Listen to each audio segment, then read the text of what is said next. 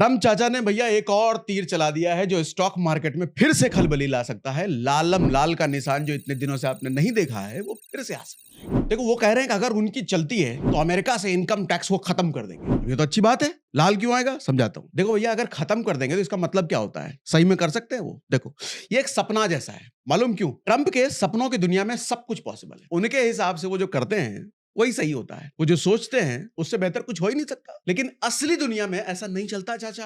अब सुनो असली कहानी क्या है बताता हूं। चाचा कह रहे हैं कि अमेरिका के जितने मिडिल क्लास है यानी कि 2 लाख डॉलर इनकम उससे आसपास या उससे कम कमाने वाले जितने भी हैं सबको इनकम टैक्स की छूट दे देंगे। बोल रहे हैं कि टैरिफ से जो पैसा आएगा वो एडजस्ट हो जाएगा भैया। लेकिन फिलहाल उस टैक्स से अमेरिका के खजाने में एक साल में $1 ट्रिलियन आता है टैक्स। और अगर अमेरिका 10%, 20%, 30% का भी टैरिफ लगाए तब भी $1 ट्रिलियन नहीं इकट्ठा किया जा सकता। ट्रंप खुद भी एक बिजनेसमैन है। उनको अच्छे से पता है कि अगर आमदनी कम हो गई तो उसकी भरपाई के लिए सरकार को कहीं ना कहीं से तो जुगाड़ करना पड़ेगा। अभी जुगाड़ होगा कहां से?